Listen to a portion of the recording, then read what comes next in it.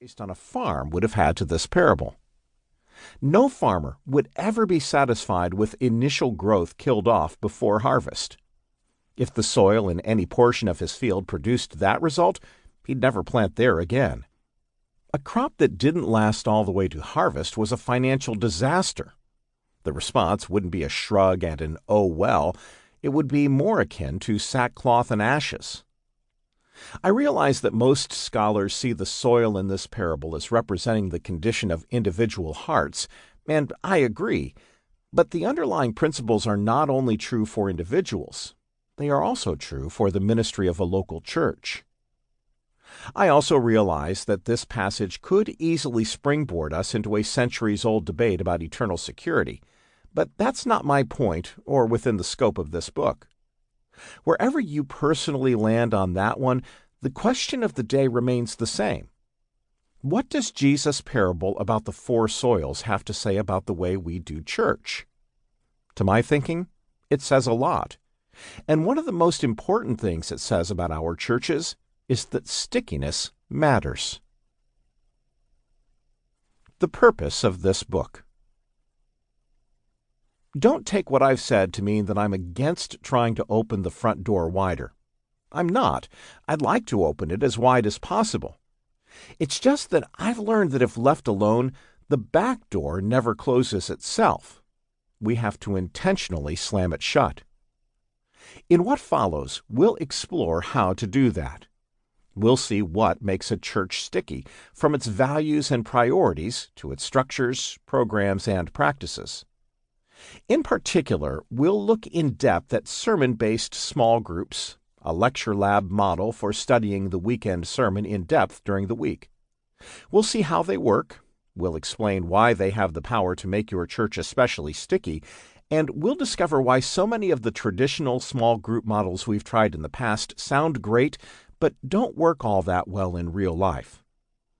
My goal is to provide you with a working model that you can adopt and change until it's ready to be put into play in your unique ministry setting. I've deliberately written in a conversational tone. I hope you'll feel like we're hanging out, discussing the ins and outs of ministry, sipping a latte at our favorite gathering place. I'll tell you my story.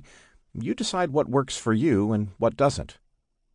Much of this story will be told through the lens of North Coast Church, located in a suburb north of San Diego.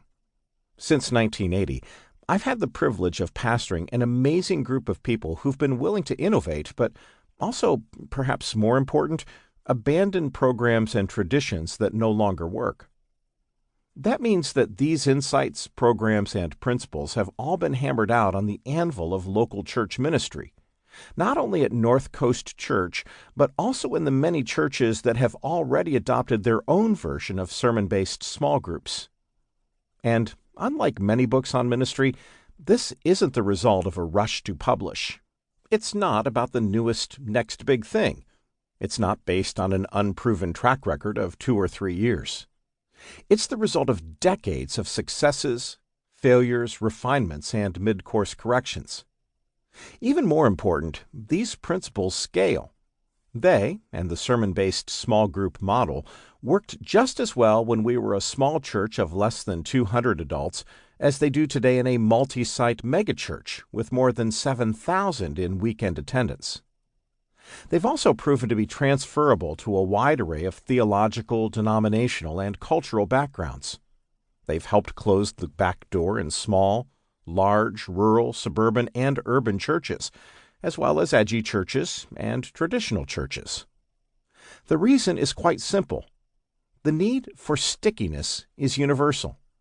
The details of how we get there will vary from ministry to ministry, but the broad brush principles are strikingly similar in every situation.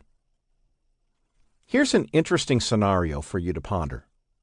Imagine 2 churches that each grew in attendance from 250 people to 500 over a 10-year period. Church A is a revolving door. It loses 7 people for every 10 it adds. To reach 500, it will have to add 834 new members or attenders. Church B is a sticky church. It loses only 3 people for every 10 it adds. To reach 500, it has to add 357.